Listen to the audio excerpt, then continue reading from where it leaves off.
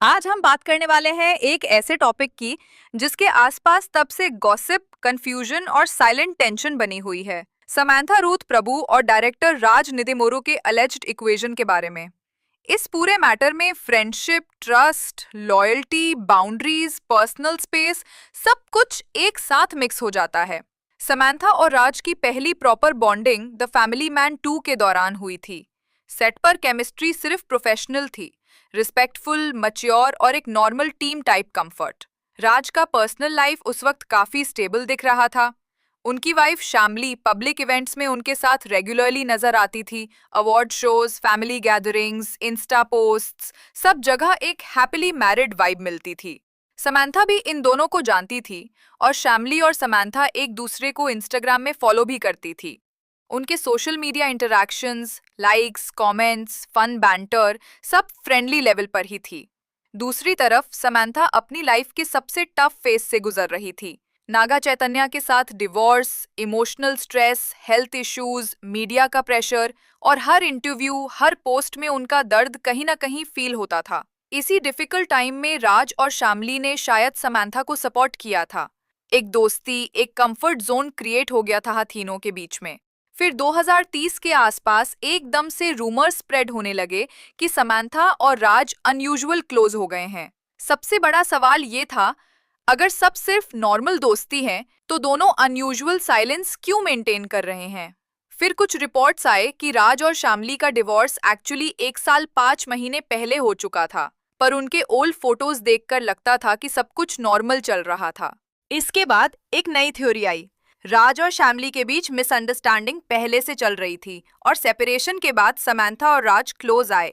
लेकिन अगर ये सच होता तो फिर शामली पहले समांथा को फॉलो करती थी, लेकिन क्लोज रूमर्स के बाद उन्होंने समांथा को अनफॉलो कर दिया। ये अनफॉलो मूव लोगों को हर्ट, एंगर और बिट्रियल का सिग्नल लगता है। और फैंस का एक वैलिड पॉइंट भी था, अगर तुम दोनों के फ्रेंड थी तो तुम पैचअप करवाने की कोशिश करती। राज के साथ एक्स्ट्रा क्लोज होने का क्या रीजन था। साथ ही समांथा हमेशा कंट्रोवर्सीज पर क्लैरिटी देती आई है, पर राज वाले मैटर पर पूरा साइलेंट मोड ऑन है। ये साइलेंस ही लोगों को और डाउटफुल बना रहा है। समांथा ने अपने परफ्यूम ब्रांड के इवेंट की पिक्चर्स शेयर की, जिनमें एक पर्टिकुलर पिक को मीडिया ने हाईलाइट कर दिया। कुछ आउटलेट्स ने तो सीधा हेडलाइन चला दिया, Samantha makes her relationship official. Comment section blast हो गया। Disappointed, please don't hurt someone's family, don't repeat what hurt you, why are you avoiding clarity.